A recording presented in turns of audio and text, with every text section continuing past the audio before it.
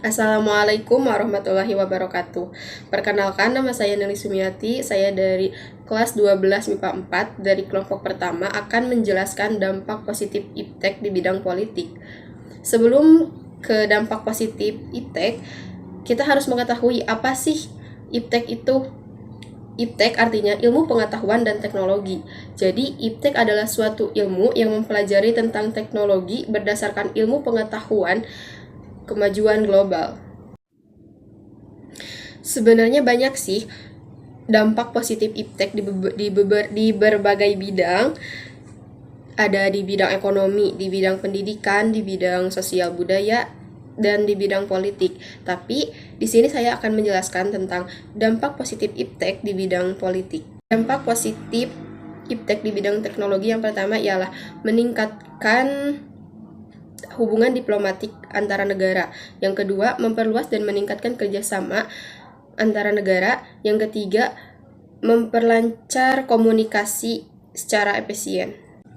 Yang keempat, memberikan banyak dorongan konsolidasi demokrasi bagi banyak negara. Dan yang kelima adalah adanya peran rakyat dalam perkembangan pemerintahan. Contoh iptek di bidang politik. Dahulu, jika kampanye dilakukan secara langsung, tetapi sejak adanya iptek, sejak adanya aplikasi Instagram,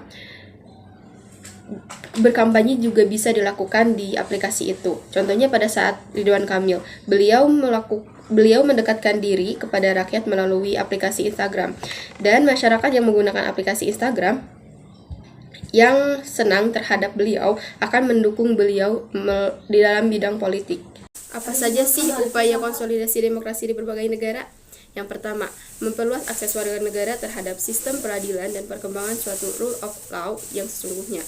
Yang kedua, mengendalikan perkembangan korupsi politik yang dapat meningkatkan sinisme dan pengasingan dari proses politik. Yang ketiga, desentralisasi kewenangan negara dan penyataan pemerintahan daerah sehingga demokrasi dapat lebih responsif dan bermakna bagi seluruh warga negara. Apakah iptek bisa meningkatkan dunia perpolitikan? Tentu saja iptek bisa meningkatkan dunia perpolitikan.